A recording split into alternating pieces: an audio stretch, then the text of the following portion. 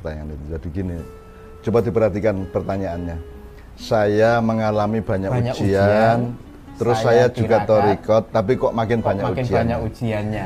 Terus saya mohon nasihatnya. Saya mengasumsikan, kenapa kamu berkesimpulan bahwa tirakat atau thorikot itu menghentikan ujian?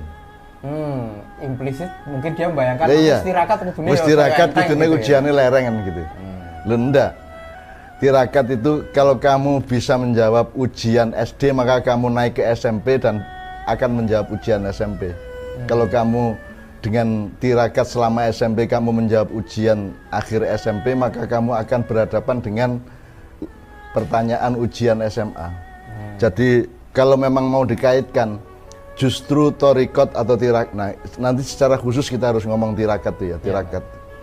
Thorikot atau tirakat itu justru menggambarkan beberapa hal. Satu, melegitimasi perkenan Allah atau penilaian Allah bahwa kamu bisa menjawab satu tingkat ujian.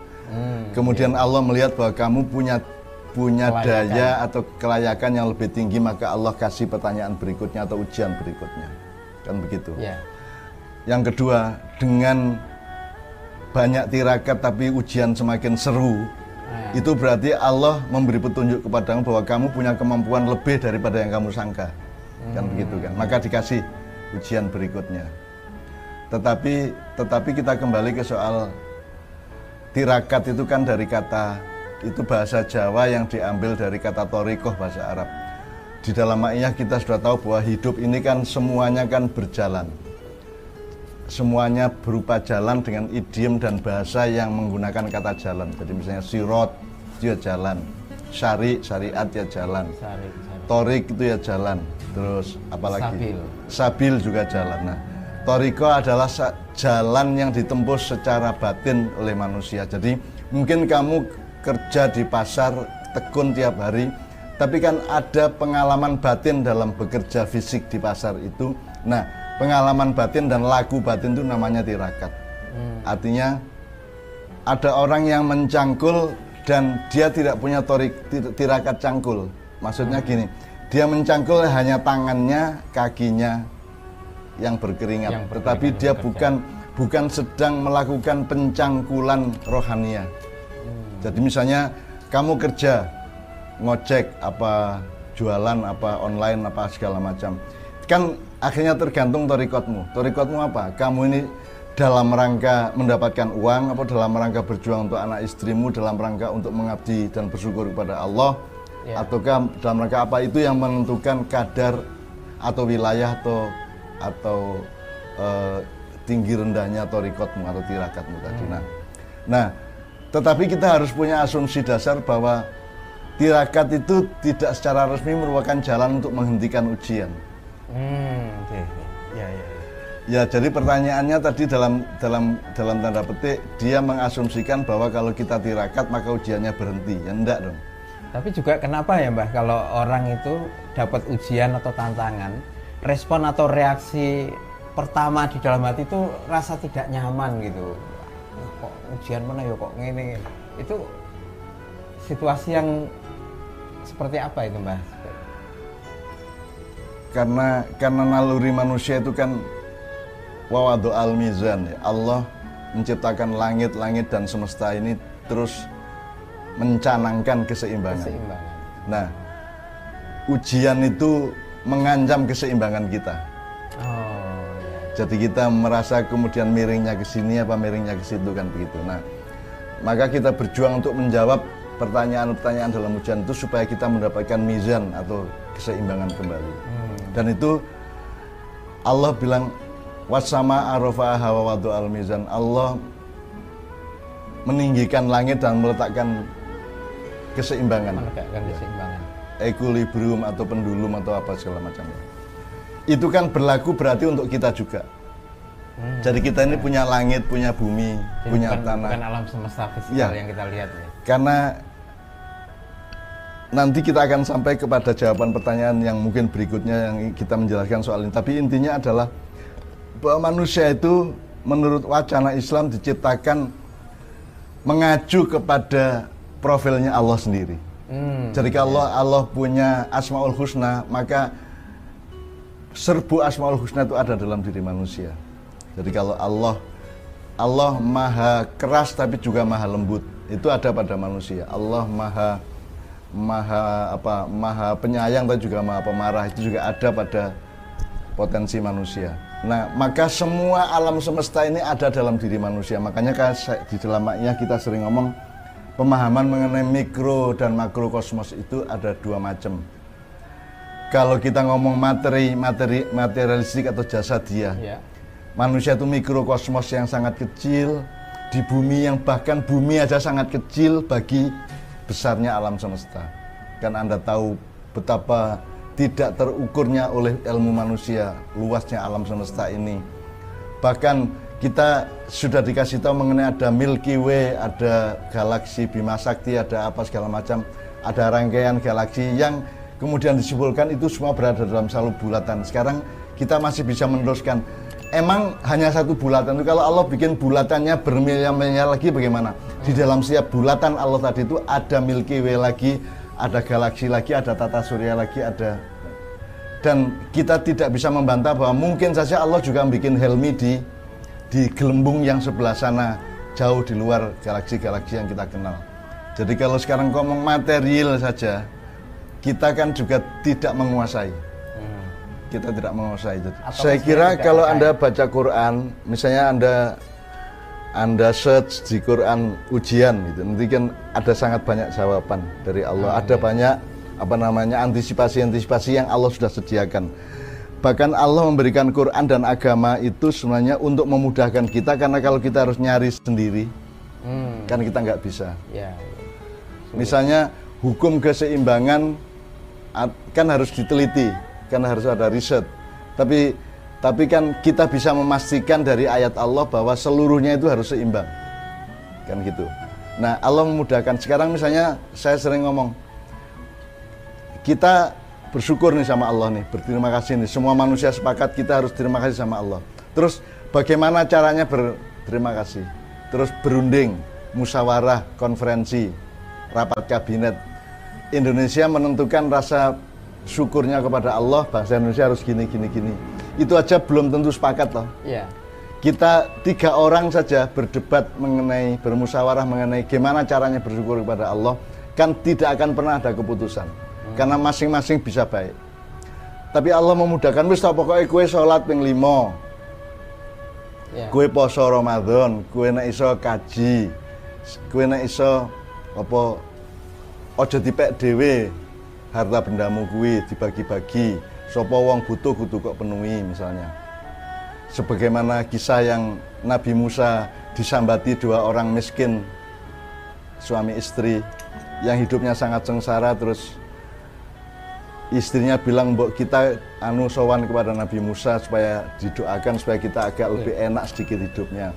Terus mereka sowan ke Nabi Musa. Nabi Musa mendoakan kepada Allah, terus Allah membukakan satu pintu rizki, dan Allah mengatakan, tapi saya kasih 1 tahun saja, pintu ini saya buka 1 tahun saja untuk kalian berdua. Terus Nabi Musa bilang sama suami istri itu, kalian dibukakan pintu rizki Allah 1 tahun. Nah, dalam setahun itu mereka luar biasa makmurnya, sejahtera, pekerjaannya sangat produktif gitu. Dan terus kayak teman-teman saya ini ya, Mbak. Ya, terus suami istri ini punya ide dahsyat. Dia bikin rumah besar yang pintunya 7. Jadi pintu di sana, pokoknya 7 pintu yang gunanya adalah untuk supaya orang bisa banyak bertamu dari 7 pintu itu. Nomor 2, dia bisa mengeluarkan makanan untuk para musafir, untuk orang miskin, untuk gelandangan, untuk pengemis, untuk siapapun. Dari 7 pintu itu dia menyediakan makanan berbagi. Kemudian ternyata tidak setahun saja. Tahun kedua mereka tetap makmur. Tahun ketiga, keempat, dan seterusnya mereka sangat makmur. Sehingga Nabi Musa tanya, loh kan Allah cuma ngasih 1 tahun untuk kalian. Nabi Musa tanya kepada Allah. Terus Allah jawab, Musa, aku membukakan 1 pintu rizki, tapi mereka membuka 7 pintu rizki. Kalau aku tidak mengabulkan 7 pintu itu, apakah kamu pikir mereka lebih dermawan dari aku? Aku lebih dermawan daripada semua hambaku kan gitu. Nah, jadi makanya Ma'iyah itu membuka pintu tidak terbatas untuk siapa saja dalam segala konteks dan segmentasi sosial, ya toh. Sehingga kita dimarahi orang, ono cah tatuan kok diterima, ono banji kok diterima gitu ya. Karena kita membuka pintu rezeki untuk semua orang. Semuanya, dan teman-teman Ma'iyah akan belajar bagaimana saling berbagi, membukakan pintu satu sama lain. Bagaimana anak Surabaya bawa kompor, kerja sama anak Semarang, anak Ma'iyah Semarang sing kulaan kopi, kulaan gula, terus mereka jualan bersama di Ma'iyah Kudus, apa Pati, apa Rembang, apa Padangan, apa kolaborasi. Jadi pokoknya saya kira salah satu kunci Ma'iyah adalah sebanyak-banyaknya bikin pintu atau membuka pintu rezeki satu sama lain dengan belajar kepada dua suami istri yang oleh Allah, lu kan saya malu, kata Allah, saya akan malu kalau mereka buka pintu, 7 pintu saya cuma buka 1, maka yang 7 itu juga saya ikut membuka, maka rezeki mereka juga tidak hanya 1 tahun tapi selama hidup. Gitu. Kalau kembali ke pertanyaan ujian. Teman kita ini Mbah tentang tarekat dan ujian, mungkin saya ingin mendapatkan penegasan juga. Tadinya saya setelah ikut mendengarkan jawaban Mbah Nun itu membayangkan dalam bahasa saya, nek bertarekat ya bertarekat saja lah, tidak usah dikaitkan dengan ujian atau tidak. Atau mungkin Tarekat itu kan salah satu bentuk doa atau bentuk pengharapan kepada Allah. Terus diajarkan bahwa untuk supaya Allah mengabulkan kita perlu melakukan ABCD, misalnya puasa, misalnya baik sama anak kecil, misalnya apapun saja lah ya. Itu yang disebut tarekat adalah metode untuk mencapai kabulnya perkenan Allah kepada hidup kita yang kita harapkan.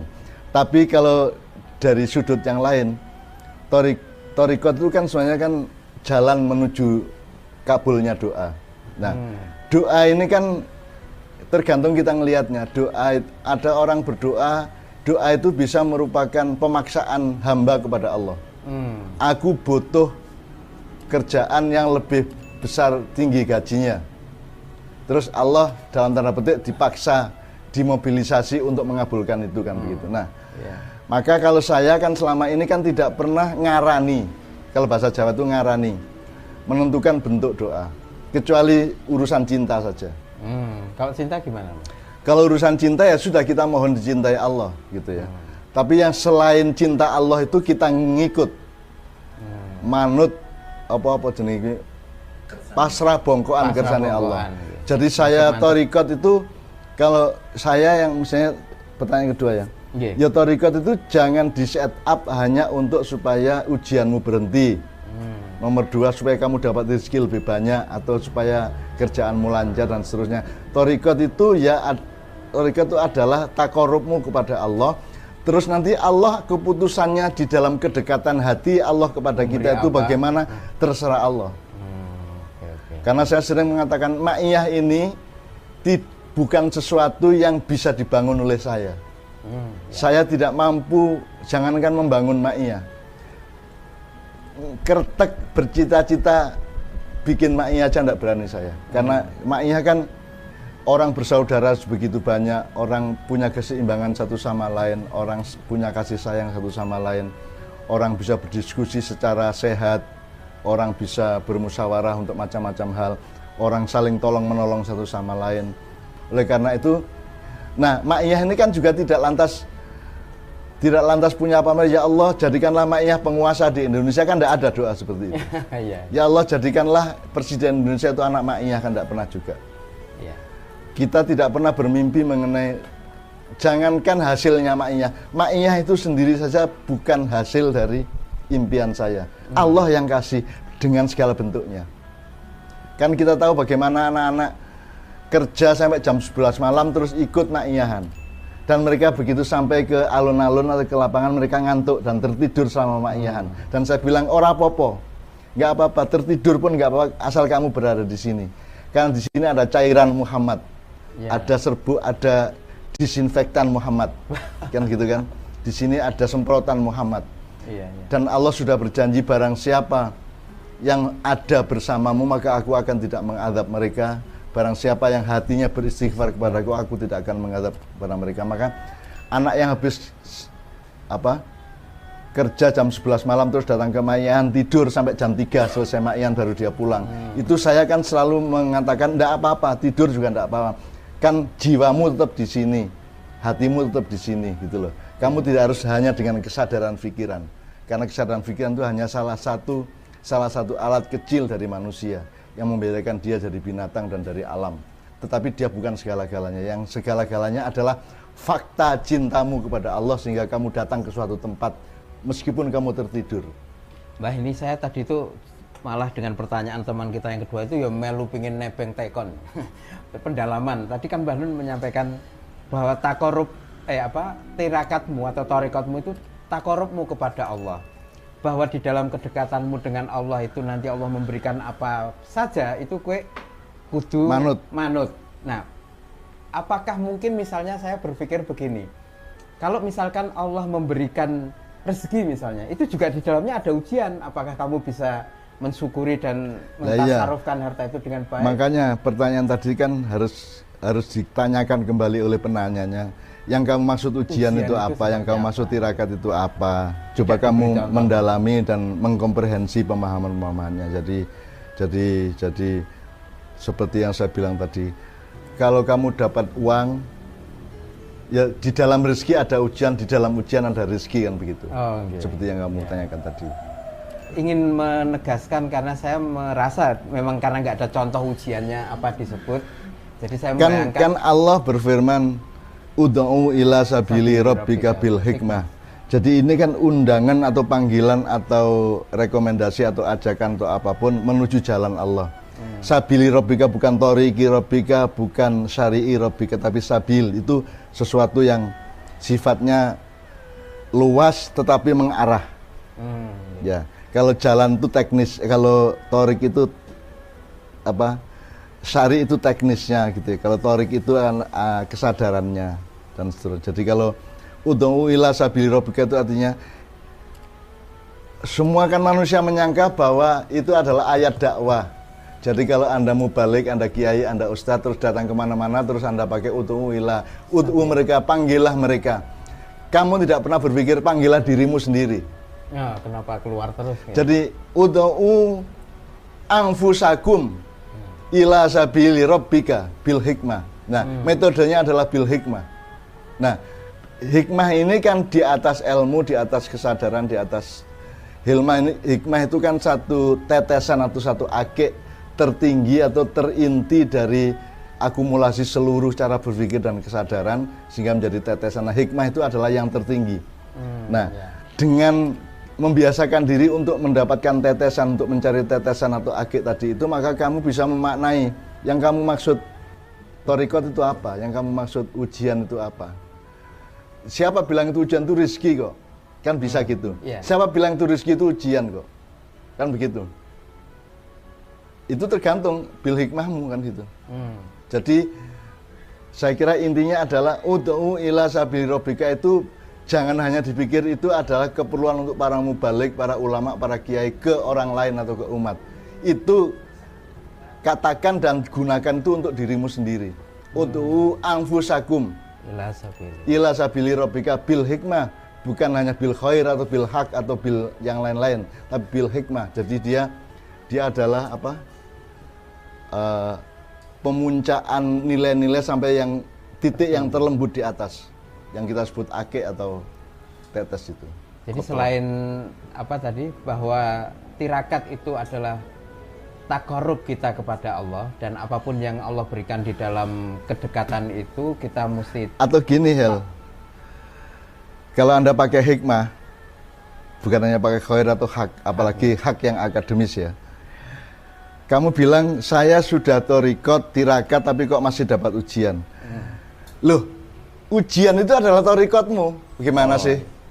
Ya. Gimana sih kamu itu? Lah ujian itu adalah torikot yang terbaik, yang sebaiknya kamu lakukan, kamu hayati sebagai torikot. Dan di dalam tarekat itu sendiri memang ada ujian-ujian, kan begitu. Iya, iya. Ujian itu sendiri adalah tarekat. Nah, ini karena cara berpikir sekolahan. Oh, ini prihatin, ini hasil. Oh, karena dia tekun maka dia kaya. Nandur kayak aku panen gitu. Padahal ketekunan itu adalah kekayaan. Dan kekayaan belum tentu lebih baik daripada ketekunannya. Gue pengen duwe anak tekun apa duwe anak sugih? Kan luwih apik jawabannya kan duwe anak tekun, salah satu hasilnya iso sugih misalnya, atau berhasil atau sukses atau apapun. Kan tidak mungkin duwe anak sukses, sing duwe anak jadi yang potensial, yang sifatnya potensial itu yang kita ambil. Jadi ujian harus dijadikan tarekat. Ya ujian itu tarekat gimana sih? Jangan didikotomikan nek kowe tarekat. Dan saya khawatir anak-anak saya yang bertanya seperti ini membayangkan saya itu sudah mencapai apa yang mereka pikir perlu dicapai manusia dan bisa dicapai manusia. Jangan dipikir saya ini orang yang sudah mencapai sehingga tidak ada ujiannya dan torikotnya. Ini saya sedang mengalami puncak-puncak torikot. Dalam tanda petik puncak-puncak ujian dalam hidup saya. Ironi-ironi, sarkasme-sarkasme dalam hidup saya. Apa namanya? Bermacam-macam fenomenologi psikologis dan fenomenologi budaya, fenomenologi kekeluargaan, fenomenologi sosial, fenomenologi politik atau apa segala macam yang saya hayati sebagai salah satu tahap atau satu genre atau jenis dari torikot yang seharusnya saya alami. Jadi kembali ke pertanyaan dasar tadi. Rekomennya apa ini Mbah? Sarannya buat lah ya ujianmu ini itu torikotmu. Nah, torikotmu jangan diniatkan untuk mendapatkan hasil dari ujian. Torikot itu adalah satu lagu prihatin di dalam hati dan jiwamu dan melibatkan fisikmu yang membuat Allah sayang sama kamu. Dan itu kan pencapaiannya lebih tinggi daripada harta benda atau sukses atau apapun. Lagu iki karepmu torikot ben disayang Allah apa ben untuk bojo ayu. Nek bojo ayu yang golek nang nggon senam-senam kae. Ora melu-melu. Gitu. Nek tarekat untuk dicintai sama Allah ya.